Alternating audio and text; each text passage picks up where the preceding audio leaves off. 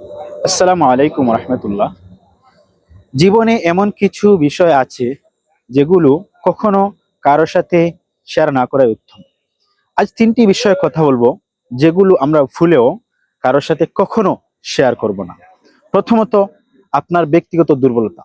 আপনার দুর্বলতা কোথায় সেটা আপনি শুধু জানবেন। ভুলেও কখনো কারোর সাথে আপনার দুর্বলতা বা মানসিক কষ্টের কথা কাউকে বলবেন না। এতে আপনার শত্রুরা আপনার দুর্বল জায়গায় হাত দিতে পারে এবং আপনাকে ঘায়েল করতে পারে।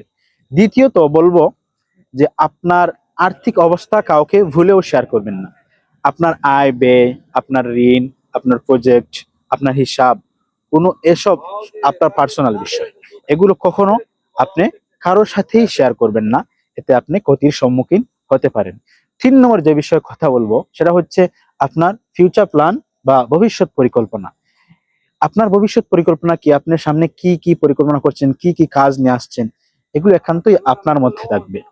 কারণ এগুলো যদি আপনি কখনো কারোর সাথে শেয়ার করেন, তাহলে আপনি হয়তো কোথাও গিয়ে আটকে যেতে পারেন, অথবা আপনাকে বাধা বিপত্তির মাধ্যমে পরে আপনি কোথাও থমকে যেতে পারেন।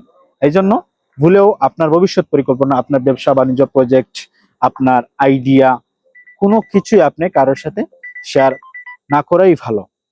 আজ গুরুত্বপূর্ণ 3টি বিষয়ে কথা বললাম। আশা করি সবাই বুঝেছেন। ভিডিওটি ভালো লাগলে শেয়ার করে দিবেন। ধন্যবাদ সবাইকে। আসসালামু আলাইকুম।